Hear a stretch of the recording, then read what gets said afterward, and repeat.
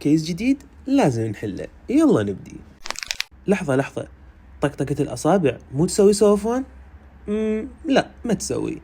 تعالوا خلينا نسولف قصة. كان يا مكان كان أكو عالم اسمه دونالد أنجر.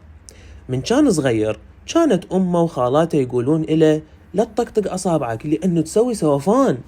دونالد أخذ الموضوع بجدية شوية، يعني مو شوية هواية، وقرر يطقطق أصابع إيده اليسار ويترك أصابع إيده اليمين لمدة، وبعدها يقارن بينهم.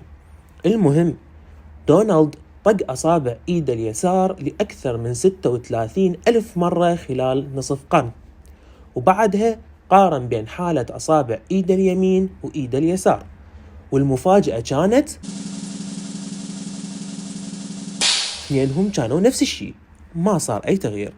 وقدم بحث بهذا الموضوع وفاز بعدها بجائزة نوبل وعاشوا عيشة سعيدة.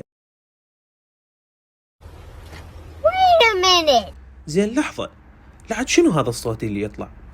بكل بساطة بالمفصل بين عظام الأصابع يوجد سائل يساعد على حركة الأصابع ويقلل الاحتكاك بالمفصل. هذا السائل يحتوي على غازات مذابة بداخله، من ضمنها غاز النيتروجين. من إحنا نمد أصابعنا على مود نطقها راح يصير اختلال بالضغط داخل المفصل، يؤدي إلى تكون فقاعات من هذا الغاز، ومن الطق هاي الفقاعات راح يطلع الصوت اللي نسمعه. وكثرة الدراسات أكيد بعد دونالد وأكدت أنه طقطقة الأصابع ما إلها أي علاقة بالسوفان. وبس والله، في مال الله.